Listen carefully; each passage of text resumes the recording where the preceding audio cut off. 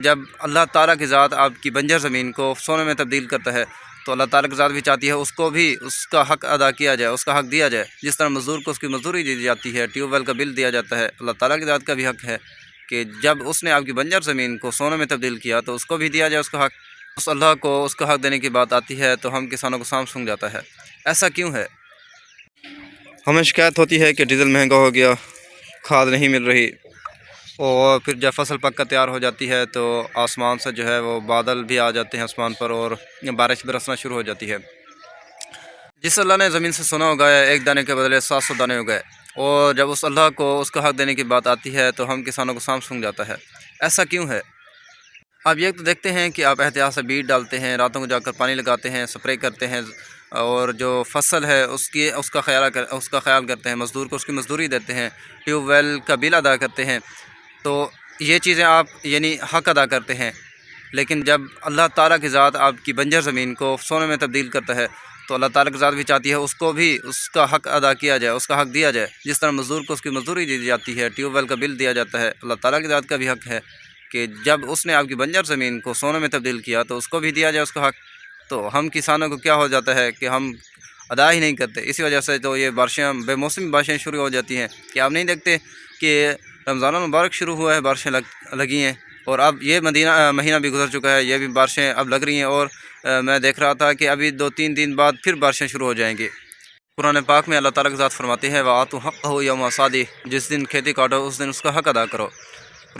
کھیتی کا حق کیا ہے کہ اگر آپ نے ٹیوب ویل سے سیراب کی ہے، یہ فصل اگائی ہے، تو آپ کو 20% دینا ہوگا، یعنی 20واں حصہ دینا ہوگا، اور اگر آپ نے نہری پانی سے سیراب کیا ہے تو اس میں سے 10واں حصہ آپ کو دینا ہوگا۔ آگے جو ہے اگر آپ کو مزید کچھ ڈیٹیل چاہیے تو آپ مجھے کمنٹ کیجیے گا، میں آپ کو مزید بتاؤں گا۔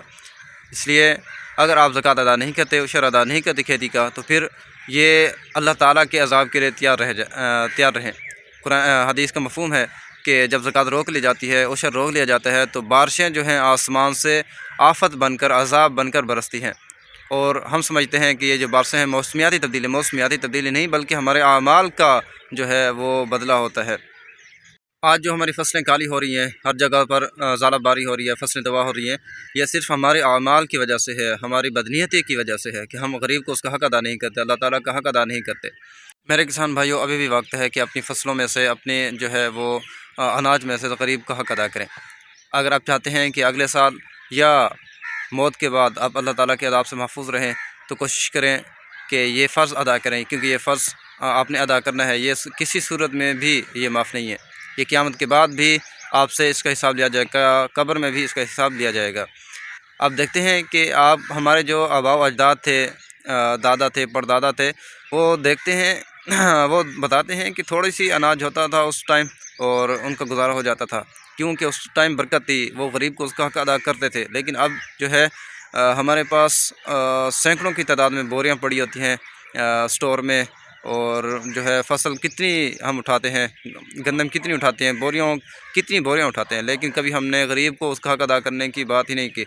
ہم رات کو گندم اٹھا لیتے ہیں تاکہ غریب کو اس کا حق ہی نہ دینا پڑے۔ یہ بذات خود کبوتر کی طرح ہم اپنے آپ کو دھوکہ تو دے سکتے ہیں، لیکن ہم اللہ تعالیٰ کی ذات کو دھوکہ نہیں دے سکتے۔ ہم اللہ تعالیٰ کی ذات تو دیکھ رہی ہے سارا کچھ، اسی وجہ سے تو بے موسمی بارشیں شروع ہو جاتی ہیں۔ آپ لوگوں کی وجہ سے پھر غریب لوگوں کو بھی نقصان ہوتا ہے۔ پہلے بھی ایک ویڈیو بنائی تھی، اور آپ لوگوں کی محبت کی وجہ سے، سپورٹ کی وجہ سے میں دوبارہ اس پر جو ہے ویڈیو بنا رہا ہوں۔ اس کی وجہ یہ ہے کہ اس پر نہ ہی ہمارے یوٹیوبر حضرات